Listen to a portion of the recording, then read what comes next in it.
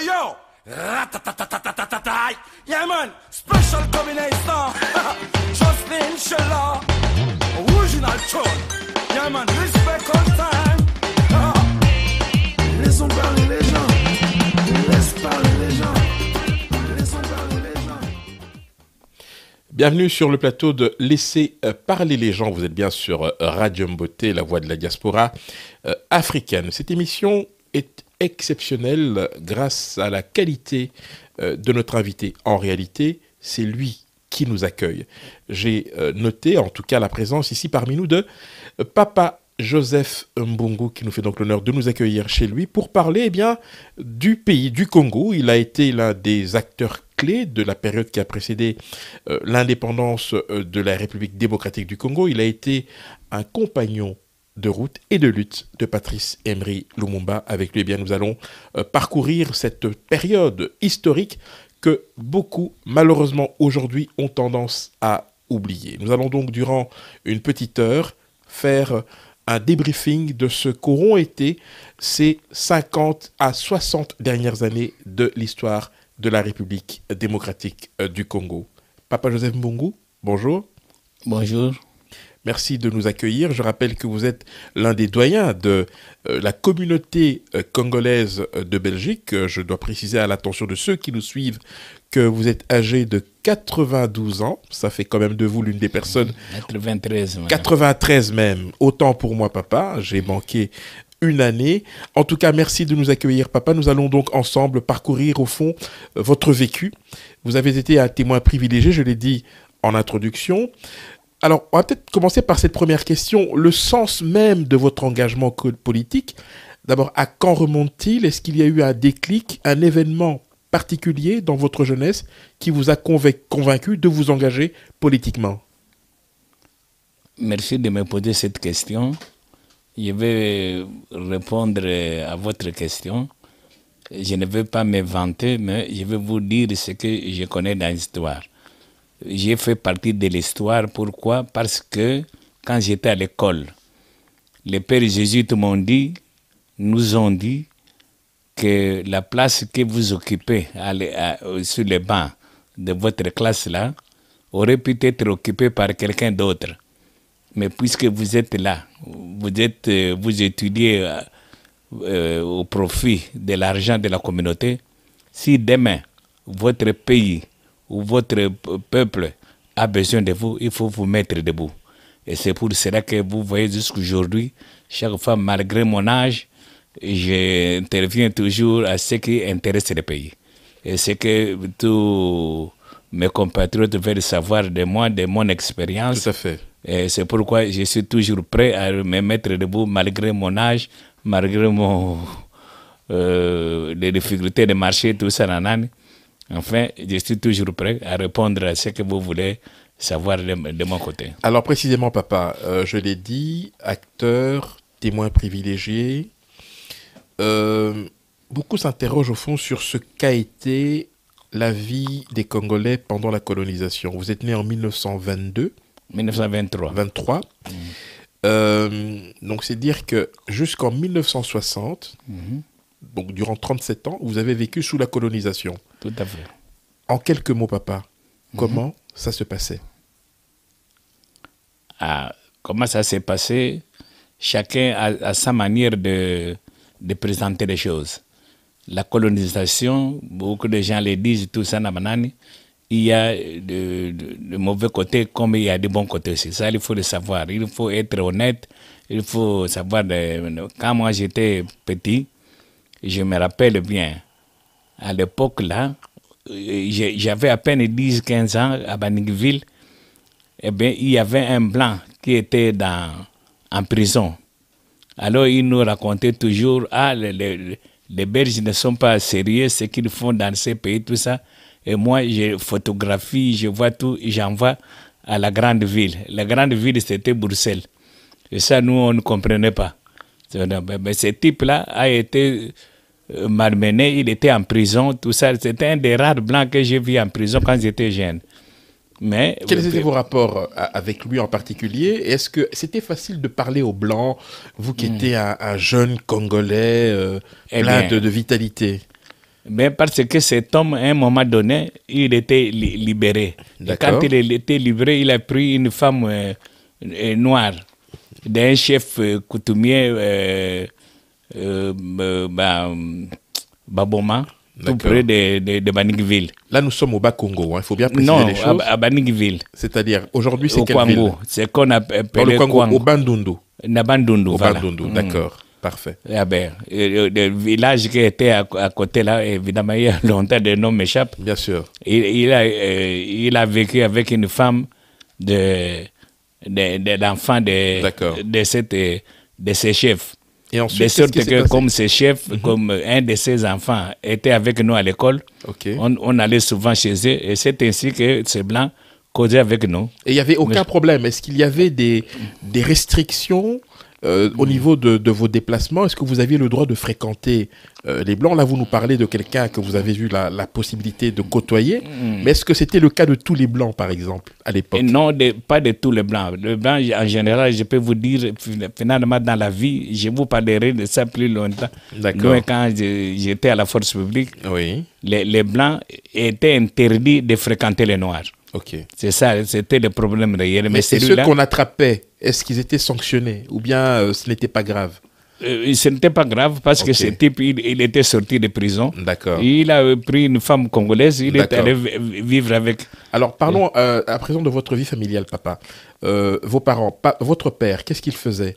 Quel était son métier? Mon père, mon papa était d'abord, je suis né à Wombali.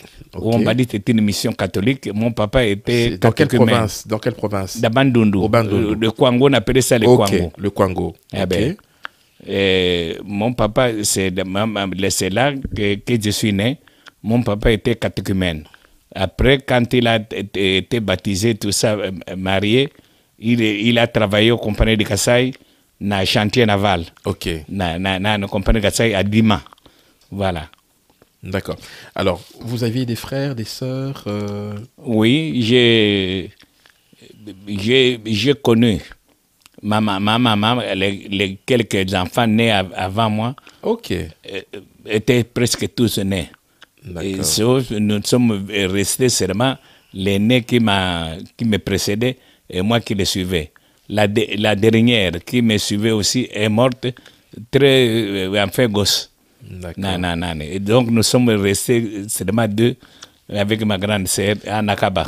Alors, on va aborder un autre aspect de votre vie, parce que ceux qui nous suivent doivent savoir que vous avez été dans la force publique, c'est important. On va peut-être commencer par cette période, justement. Pourquoi vous êtes engagé dans la force publique? Qu'est-ce que vous poursuivez comme objectif? Eh bien, la force publique était mobilisée. D'accord. Je n'avais pas comme Donc, objectif. c'était obligatoire, en fait. Hein, C'était à peu près obligatoire. Et à ce moment-là, la force publique avait besoin de mobiliser les jeunes pour la guerre. Et je venais de quitter l'école en 1941. Alors, à ce moment-là, je suis allé d'abord au Kassai parce que mes parents, mon papa était, comment dirais-je, avait terminé, comme on dit, il était pensionné. D'accord. Il est allé à Kassai, à Port-Franqui, je suis allé là. C'est à ce À moment-là. Port-Franqui, hein? À Port-Franqui. Ok. Pour ceux qui nous suivent, ça correspond à quelle ville aujourd'hui? Il est beau Kassai. Il est beau, absolument. Il est beau Tout à Kassai. fait. C'est C'est l'histoire, c'est l'histoire. Bon. Alors, quand je suis arrivé là, j'ai fait quelques temps. J'ai essayé de trouver du travail, et il n'y en avait pas. Ok. Alors, je suis venu à Kinshasa, où ma grande sœur était mariée avec un cabinet. Alors, j'arrive à Kinshasa, justement, au moment où je me présente à la mission, à Saint-Pierre. C'était la seule église à Kinshasa à cette époque, en 1941. 41, vous aviez en décembre. 18 ans, Oui. 18 ans à cette époque-là. Oui. Alors j'arrive là-bas, au moment où je vais me présenter pour me faire inscrire que je suis un chrétien, j'habite à tel Nani. Alors il y a un prêtre, le prêtre qui m'a dit, mais tiens, on a besoin de jeunes comme vous pour l'armée. Est-ce que vous ne pouvez pas tout ça? Je dis, je suis disponible. Vous êtes resté combien de temps dans l'armée? Oh, je suis resté à peu près quelques mois, 9 mois. Ah, 9 mois, le temps du service. Le temps de service, je vais vous expliquer pourquoi. C'est le temps de notre bataillon d'aller à la guerre, c'est là que je suis resté. Là, vous parlez de quelle guerre, papa? La guerre 40-45. D'accord, ok. Oui. Donc déjà à l'époque, il y avait des militaires de la force publique qui allaient combattre à l'extérieur. Pas encore. Pas encore, Mais d'accord. nous étions presque les premiers premiers bataillons bataillons. avant-garde. D'accord, C'est ça. ok. Ouais. C'était nous, le bataillon qu'on appelait groupe de chasseurs motorisés. Ok. Nous étions les premiers bataillons qui étaient équipés et qui étaient mobilisés. D'accord. Mais au final, vous n'avez pas combattu. Vous n'avez pas été. Moi, sur, personnellement, mais notre bataillon venait Oui. au Moyen-Orient, en Égypte, en Syrie, Tout à tout fait. ça. Il y a eu des grandes Mais batailles personnellement, je suis resté, je vais vous expliquer pourquoi. Parce que pendant que j'étais là, dans le bataillon, j'ai travaillé chez le commandant. Ah, d'accord. Le commandant Janssens, moi j'étais son secrétaire particulier. Commandant Janssens. Janssens. Le fameux commandant Janssens. Le fameux commandant Janssens. À ce moment-là, il était commandant de notre bataillon. D'accord.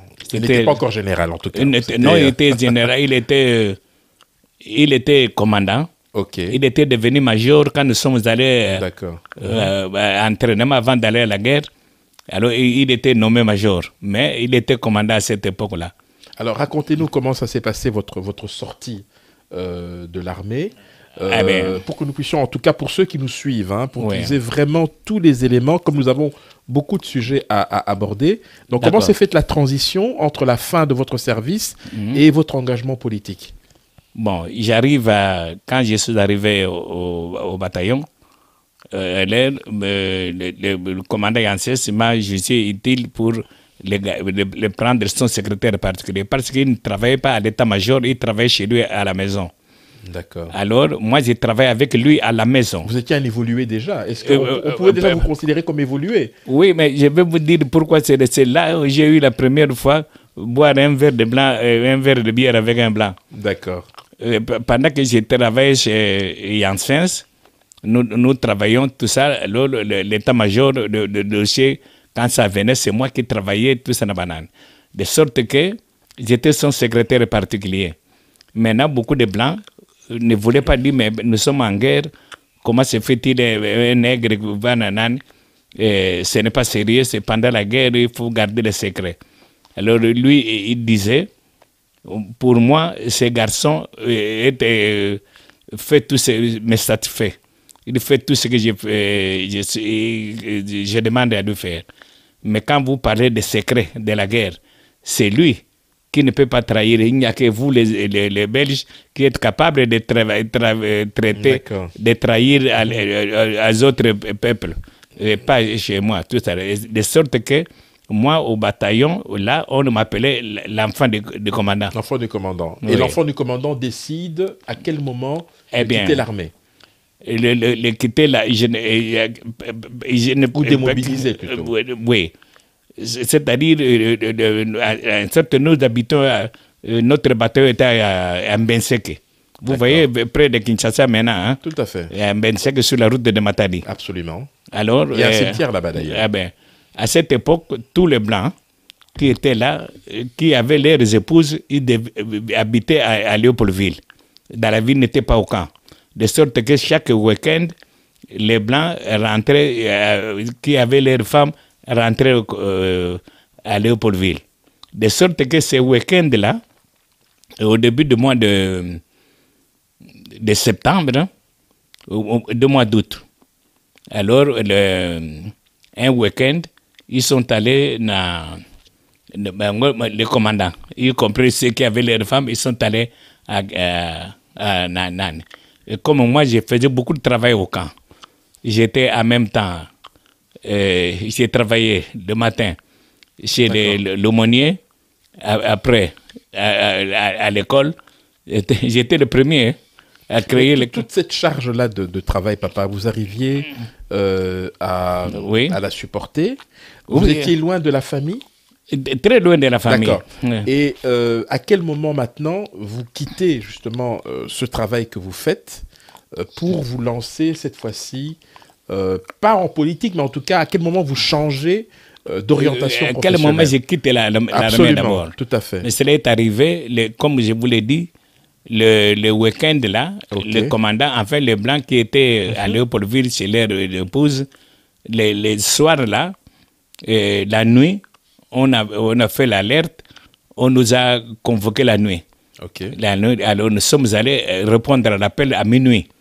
Alors on nous a dit, ce dimanche, ne portez pas l'uniforme de dimanche, mais portez les tenues de travail. Parce que demain, on va travailler. On ne nous a pas dit pourquoi.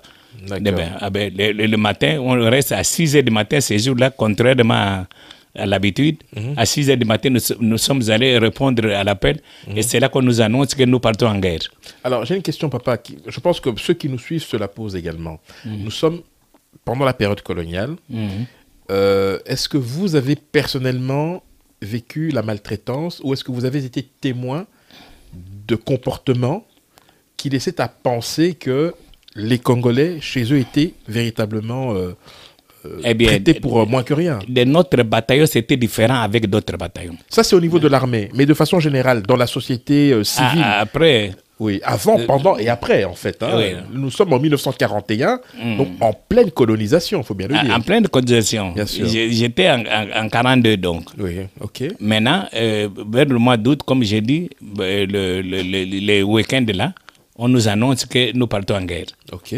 Les commandants arrivent dans l'après-midi, les dimanches, et j'avais tout préparé pour le départ, parce que nous étions toujours entraînés, parce qu'en cas de nane, j'avais toujours arrangé, le colis, tout était préparé. Quand le commandant est arrivé, il me voit, il me dit, ah, tout est ok, bon, je vais faire le tour. Il a fait le tour de camp, tout ça c'est bien.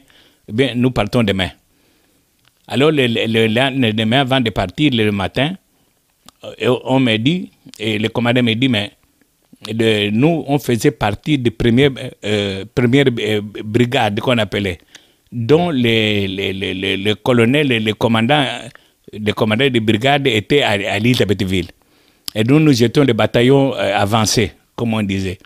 Alors, on nous a dit, comme nous devons partir demain, le comptable de première brigade viendra pour faire la remise et reprise. Toi, tu restes pour faire parce que je travaille avec le comptable. Hein. D'accord, donc on a... Vous restez. C'est ainsi que ce jour-là.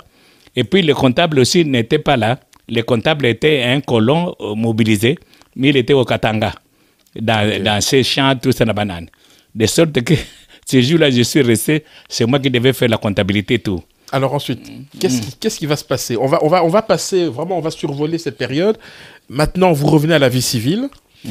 À quel moment vous êtes dans le processus de prise de conscience? Vous vous dites, il se passe des choses, ce pays mérite de s'assumer pleinement.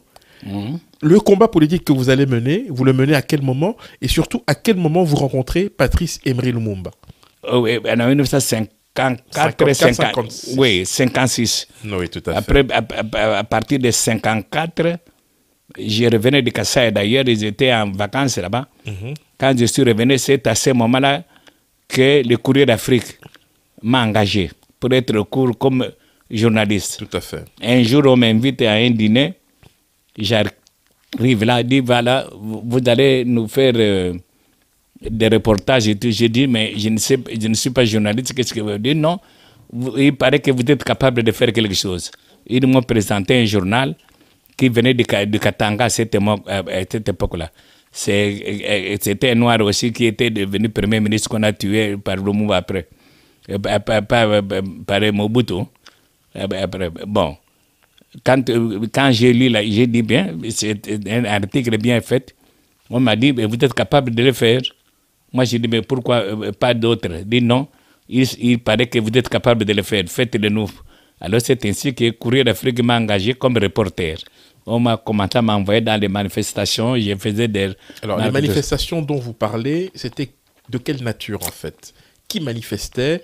Les Congolais. Les Congolais. Toutes les manifestations, okay. toute la banane. C'était quoi la raison? Pourquoi ils manifestaient? Là, on est bien en 54, 55, 56, hein, donc cette période-là. Oui. Pourquoi ces manifestations? Est-ce qu'il y avait un malaise?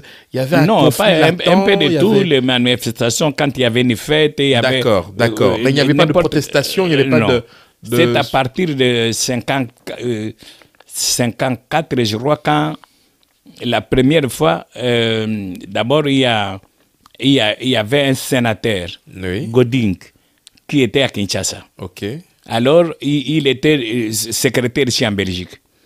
Alors, ce type, à ce moment-là, je crois que c'était quand le gouvernement a changé, on a nommé le ministre, qui le nom m'échappe maintenant, le premier ministre de gauche, de PS, donc, socialiste. C'est la première fois qu'un socialiste est devenu ministre du Congo belge. D'accord, Alors, quand il est arrivé, c'est à ce moment-là qu'on a commencé les écoles officielles. d'accord. Après que ça n'allait pas. C'est à ce moment-là que la guerre scolaire a commencé. Vous Alors, voyez. cette guerre scolaire, c'était une guerre qui opposait les Congolais à l'administration coloniale ou bien le Oui, différend à peu portait près. sur le contenu des programmes? À peu près parce qu'à cette époque, il n'y avait pas d'école officielle. Hein. D'accord. Ah ben, toutes les écoles étaient par les missionnaires et tout la banane. Les enfants étaient mélangés ou pas? Blancs et noirs ou bien Non, ils non, étaient non, séparés? rien du tout. C'est à partir de ce moment-là que c'est pour cela que la guerre a Ça commencé. a commencé, d'accord. Les premières réactions hostiles. Quand les ministres belges là, des colonies, D'accord, a lancé les premières des écoles, Goding là dont je parle, a d'accord, ouvert les premières écoles latines par exemple, d'accord. à Kinshasa, tout ça, Alors, on va encore avancer dans l'histoire. Je sais que il y a beaucoup de détails. Vous êtes ça. friand. Ouais. On va quand même s'intéresser à deux personnages clés Mhm. qui ont précédé la période donc de l'indépendance. C'est Mobutu et Lumumba. Oui. Je vous laisse le choix de nous donner dans l'ordre les circonstances dans lesquelles vous les avez rencontrés et l'un et l'autre. Ah, Mobutu et Lumumba. Mobutu, attendez, Mobutu, quand j'ai commencé le journalisme, Au Congrès d'Afrique. Mobutu était dans la force publique à Luluabour, D'accord. à l'école militaire là-bas. Et quand il a quitté, il est venu, nous avons habité ensemble à Yolo, presque ensemble. Alors Mobutu, quand il était dans la force publique, il était un correspondant de journal qu'on appelait l'Avenir colonial belge. Bon, moi, j'ai travaillé au Courrier d'Afrique. De sorte que, quand Mobutu est venu, et nous, quand nous avons eu beaucoup de succès dans le Courrier d'Afrique, les Blancs nous ont dit, on a dit, ah, mais les Noirs commencent à nous critiquer dans notre journal, ce n'est pas possible. Et puis, alors, le Courrier d'Afrique a dit, dans ces cas-là, créez votre journal. C'est ainsi que nous avons créé Présence congolaise. Quand on a créé Présence congolaise, comme on n'avait pas d'autorisation, les chrétiens nous ont soutenus de sorte que nous vendions notre journal sous la protection du Courrier d'Afrique. Une histoire passionnante, celle de la République démocratique du Congo. On se retrouve en seconde partie pour nous attarder sur les relations entre Papa Joseph Mbungu, Mobutu et Patrice Emery Lumumba.